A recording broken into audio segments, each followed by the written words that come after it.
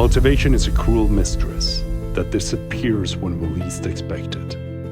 Sometimes it's there, and sometimes it's not.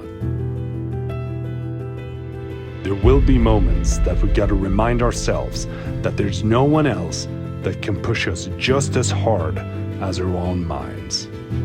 But what is the key to constantly staying motivated? And how do you keep staying motivated when the motivation isn't just there? Well, that's what I'm going to try to explain in this video. Hi! This is gonna be the first standing video that you should, or not standing like that, more me hanging at the bar and having a Pepsi.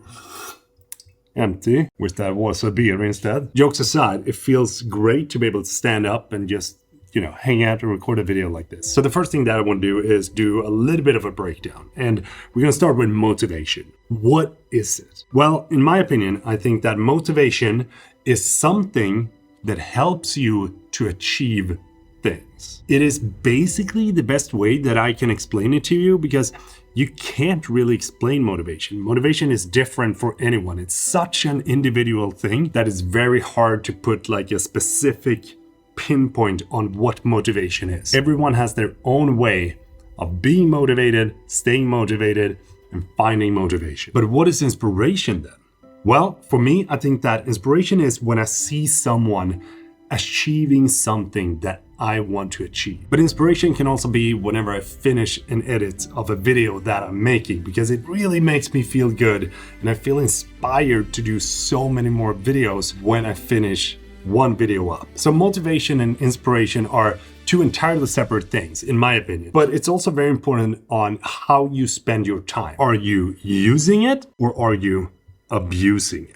Abusing your time is when, in my opinion, you spend it on unnecessary stuff. Stuff that doesn't bring you any sort of joy and makes you feel like you're worth less than when you actually start spending the time on it. And I think that one of the best things that I can give you on unnecessary stuff is doom scrolling. When you scroll different social media apps just to pass time, that time could have been useful for you to use on something different instead of, lying on your couch, scrolling Instagram for another 2 hours and then lying on your couch again, scrolling through Snapchat or TikTok or whatever the youngsters use these days, huh? But all of those similar things is, in my opinion, when you abuse your time. Using your time, though, is when you're, for example, using Instagram to search for inspiration, someone that inspires you to go out and create, someone that inspires you to make more, someone that inspires you to do something differently. But it can also be practicing a skill to become better at something, practicing video editing, practicing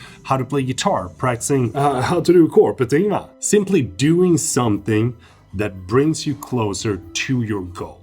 But using your time also involves acting upon your ideas, because it's very easy to get an idea. You're going to do this. You're going to do this idea, but 1 month passed and you haven't done the idea. And then another month passed and then 6 months have passed and the idea is still not done. Acting upon your ideas is a great way to use your time. So how do you actually become motivated then? This is going to be different for everyone, but I'm going to share my experience here. And I think that one of the most important things is to setting up goals, both big and small. If this is your first time watching me, then you probably don't know my backstory, but I was doing bodybuilding for 13 years. Yeah, I was big, like this big. I mean, I still have a little bit of guns, but it's not the same.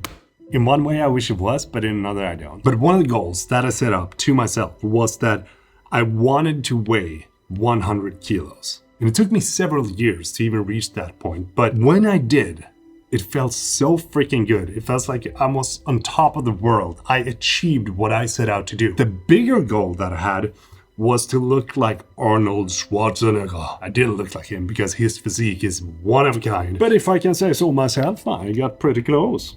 Having a big and small goal is crucial to be able to see the full picture of something that you want to achieve. And it's also very important that you embrace your failures, because failures is a part of your success. I know, it sounds cliche, but that's actually true. You gotta dare to fail when others don't, because that is one of the biggest things that will set you apart from the rest. Don't be afraid to start from scratch. After 13 years of doing bodybuilding, I decided that, enough is enough. I want to do something else because I was at 130 kilos. I was a heavy ass dude. And trust me, my knees feels it now. It's like, bending down, forget it. But I didn't really want to set up another goal within bodybuilding or working out because I was a big dude. I had absolutely zero interest in doing any sort of competition. I did a contest prep once and it was the worst thing that I have ever done. It was horrible. I do not recommend if you're thinking about doing it. But if you do, my respect to you for putting up with it. So what I did is that I stopped bodybuilding and set up a goal that I wanted to become good at doing videography instead. And I could do both. I could do videography for 2 hours a day and then bodybuilding for 2 hours a day and then food prepping for 2 hours. The time adds up. Eventually you realize that you don't have enough time to do all the things that you want to do. So what I did was that I put bodybuilding aside, set up a new goal for myself within videography, and then went for that instead. And now I'm standing here with a YouTube channel over 600,000 subscribers, which is wild. I never thought about this being an actual reality. If this is your first time here, don't forget to subscribe. I would appreciate that. And also, do give the video a thumbs up if you're enjoying the tips. And I'm also going to say thank you for spending your time watching my videos. Highly appreciate it. But taking a new path is actually something that can make you incredibly motivated again.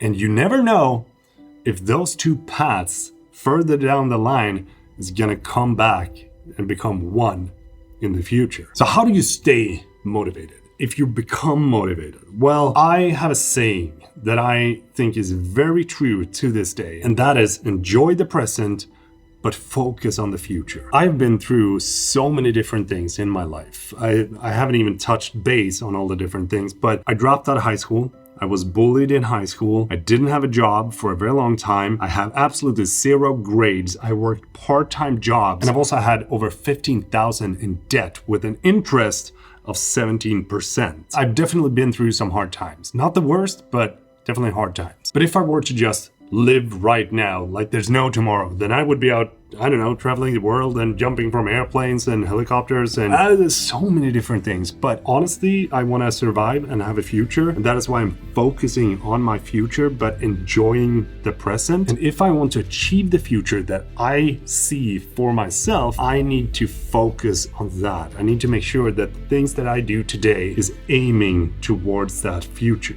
And setting up part-time goals has been a huge thing for me on how to stay motivated. Because if you just go out, you set up the biggest goal ever, and then you don't have any small part-time goals, then it's going to be overwhelming. It's going to be super hard for you to achieve that goal without having those small stepping stones to jump on. So for example, the house that I'm living in right now, and this very garage that I'm standing in, that I built with my own two hands, was the biggest goal that I've ever set up for myself in my entire life. But to be able to achieve that, I had to set up part-time goals and make sure that I did everything in my power to be able to reach the big goal that I set out to do. And staying motivated is about having people around you that actually push you up, lift you up, push you towards the goal and help you when the struggles arises, instead of having people that is complaining, that is jealous, that is just talking behind your back whenever you're not around. I am very selective with the friends that I'm actually spending time with and talking with. I don't want to have someone in my life that's just dragging me down. I want to have people that lift me up,